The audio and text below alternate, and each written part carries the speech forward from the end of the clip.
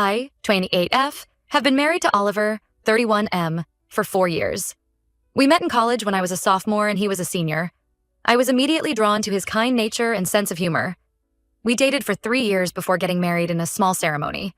Oliver has always been very close to his mom, Linda, 55F, and sister Lily, 33F.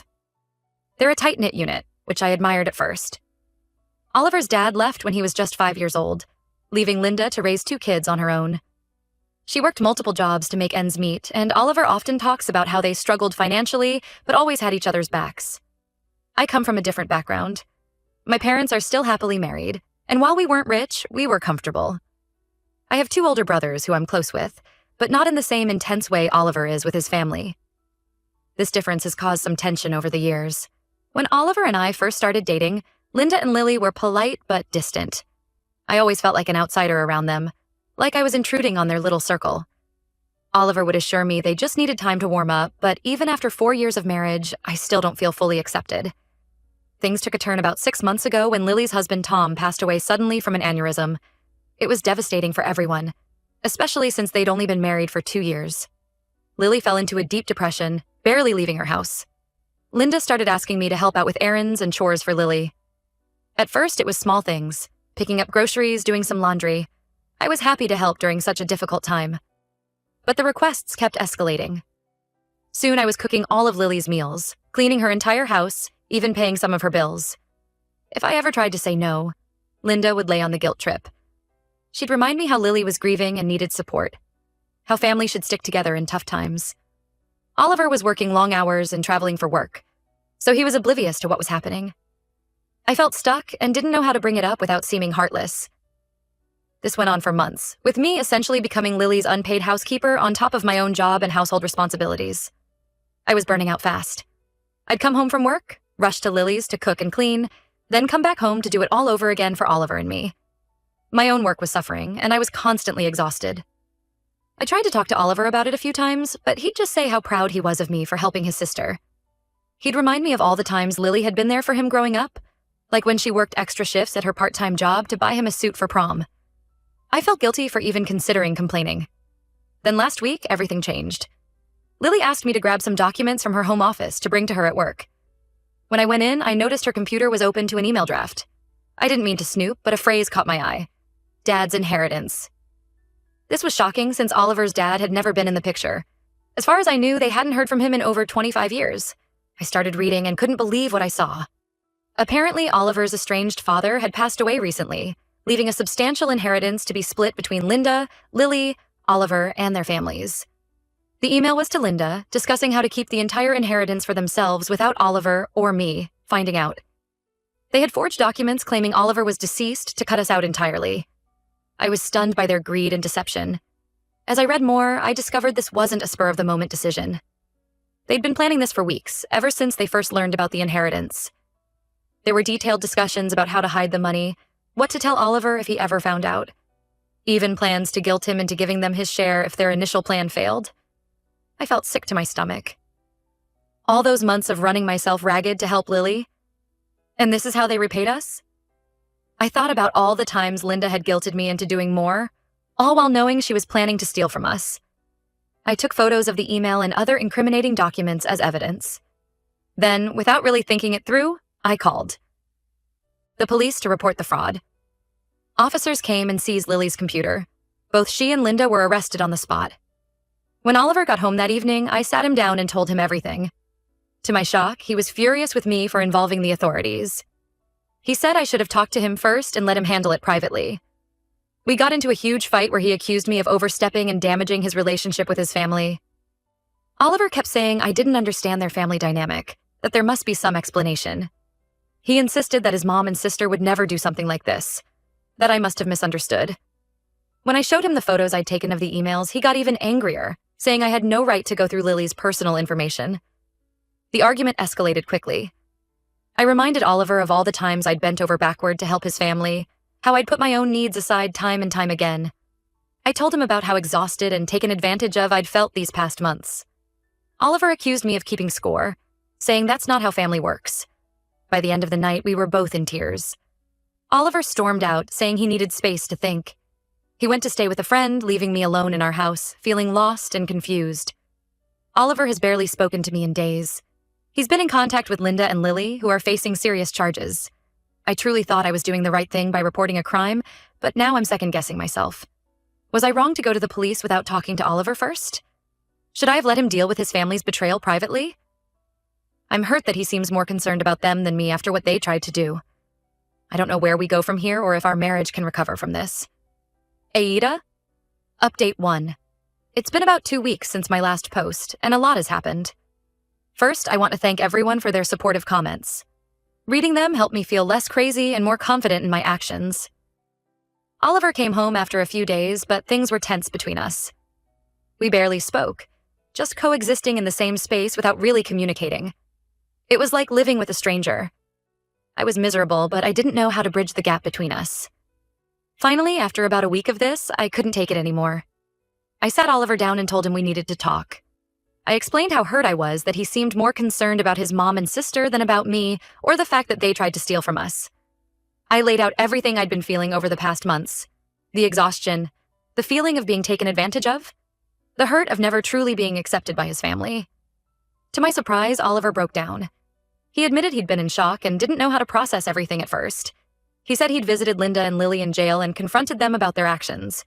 Apparently, they showed zero remorse and even tried to manipulate him into helping them get out of trouble. Oliver told me about the visit in detail. He said Linda had tried to play the victim, crying about how hard she'd worked to raise him and Lily on her own. Lily had lashed out, accusing Oliver of abandoning the family now that he was married. They both insisted they deserved the money more than Oliver did because they'd struggled more in life. Oliver said that conversation was a wake-up call. He realized how toxic their influence has been and how much he's enabled their behavior over the years. He told them he was cutting contact for the foreseeable future. We also discussed the inheritance situation. Oliver reached out to his dad's lawyer to get more information. It turns out his father, Michael, had terminal cancer and wanted to make amends before he died. The inheritance is substantial, several $1 million plus property. The lawyer shared some details about Michael's life. Apparently, he had struggled with alcohol addiction when Oliver was young, which led to him leaving the family. He got sober about 15 years ago and had been trying to build up the courage to reach out to his kids. The cancer diagnosis pushed him to finally make things right, even if he couldn't do it in person. Oliver is struggling with mixed emotions about his dad. On one hand, he's angry about being abandoned as a child. He talked about how he used to wait by the window on his birthday, hoping his dad would show up. On the other hand, he feels grateful for this final gesture and curious to learn more about his father's life. As for Linda and Lily, they're still in jail awaiting trial. Their lawyer is trying to get them a plea deal, but it looks like they'll face significant jail time regardless. Oliver said he won't be bailing them out or helping with legal fees. I asked Oliver why he reacted so strongly to me calling the police initially. He admitted he has trauma from a bad experience with law enforcement as a teenager. Apparently, he and a friend were roughed up by cops after getting caught with alcohol underage. He said he panicked thinking about his mom and sister being mistreated. Oliver shared more about this incident. He and his friend had been celebrating after a football game, drinking beer in the park. The cops who caught them were unnecessarily aggressive, slamming them against the police car and twisting their arms. Oliver ended up with a sprained wrist. The incident was brushed under the rug, and Oliver's been wary of police ever since. I understand his fear better now, but I told Oliver I still believe reporting the crime was the right thing to do. He agreed and apologized again for lashing out at me. We both acknowledged we need to work on our communication. Oliver also apologized for not noticing how much pressure his family had been putting on me. He admitted he'd been blind to their faults for a long time, always making excuses for their behavior. He promised to be more aware and supportive in the future. We talked about our childhoods and how they've shaped our views on family. Oliver shared more stories about growing up poor, like how he and Lily would make up games to distract themselves from being hungry. I opened up about feeling like I never quite fit in with my own family, always a bit of an oddball among my more traditional brothers. Things between us are still a bit tense, but slowly improving. We're trying to focus on supporting each other through all the legal and financial complications ahead. We've agreed to be more open with each other about our feelings and concerns moving forward. I'm cautiously optimistic that we can come out stronger on the other side of this mess. It's going to take time and effort, but for the first time in a while, I feel like we're on the same team again. Update 2. Another few weeks have passed, and we've made some big decisions. After a lot of discussion, Oliver and I decided to use part of the inheritance money to start our own business together. We're both leaving our current jobs to focus on this new venture full-time. The business idea actually came from a shared passion we'd neglected over the years. Oliver and I both love cooking, and we've always talked about opening a small restaurant someday. With the inheritance, we finally have the means to make it happen. We've spent countless hours planning menus, scouting locations, and crunching numbers. It's exciting but also scary to make such a big change. However, we feel like this shared goal is bringing us closer together after all the recent tension. We're having to communicate and collaborate in new ways. Oliver's been opening up more about his complicated feelings regarding the inheritance. He confessed that part of him feels guilty for using the money, like he doesn't deserve it after all these years of no contact with his dad. We've had some deep conversations about forgiveness and second chances. We also decided to move into one of the properties Oliver inherited from his father. It's in a nicer area than our current place and will give us a fresh start. The house is an old Victorian with lots of character, but it needs some work. We've been spending weekends painting and fixing it up together. Going through his dad's belongings has been emotional for Oliver, but also healing in some ways. He's learning about parts of his father's life he never knew. We found old photo albums, including some pictures of Oliver as a baby that he'd never seen before. There were also journals where Michael wrote about his regrets and his hopes for reconciliation. Linda and Lily's trial date is set for next month. Their lawyer tried to pressure Oliver into testifying on their behalf, but he refused. He's still struggling with guilt and conflicted feelings, but is staying firm in his decision to cut contact. The other day, we ran into Lily's former best friend at the grocery store. She told us that Lily had been spreading lies about the situation, claiming that I had set them up and fabricated evidence. It was upsetting to hear, but Oliver immediately shut it down and defended me. It meant a lot to see him stand up for me like that. I've been encouraging Oliver to talk to a therapist to work through his complicated family history. He's hesitant but considering it. For now, we're focused on supporting each other and building our new life together. The business planning has been a welcome distraction from all the legal drama.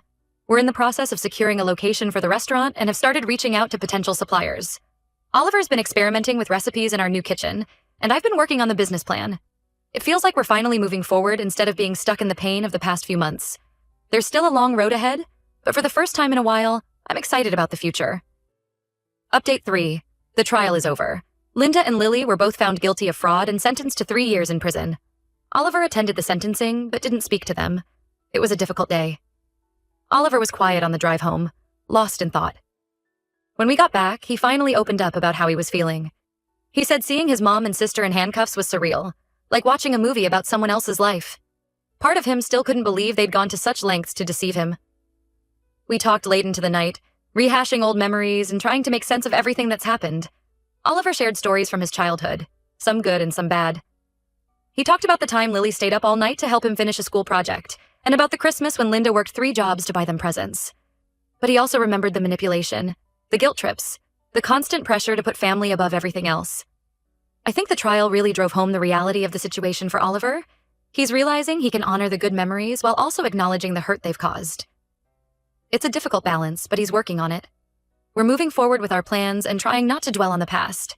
Our new business is launching next month and we're settling into the new house. The restaurant renovations are almost complete, and we're in the process of hiring staff. It's been a whirlwind of activity, but it feels good to be building something positive after all the negativity.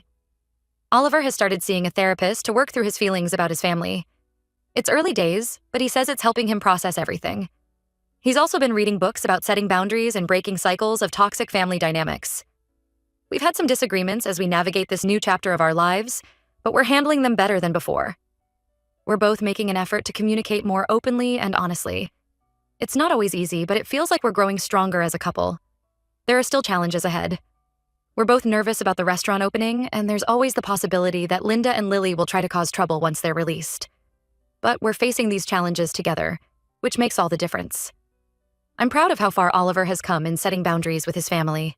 It hasn't been an easy journey, but he's shown incredible strength and resilience. We're both learning and growing from this experience.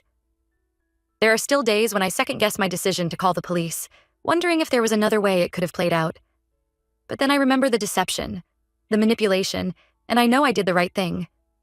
It may have been a difficult path, but it led us to where we are now, and I'm grateful for that. As we prepare for the restaurant opening, I find myself feeling cautiously optimistic about the future. We've been through so much, but we've come out the other side stronger. Whatever challenges come our way, I know we'll face them together.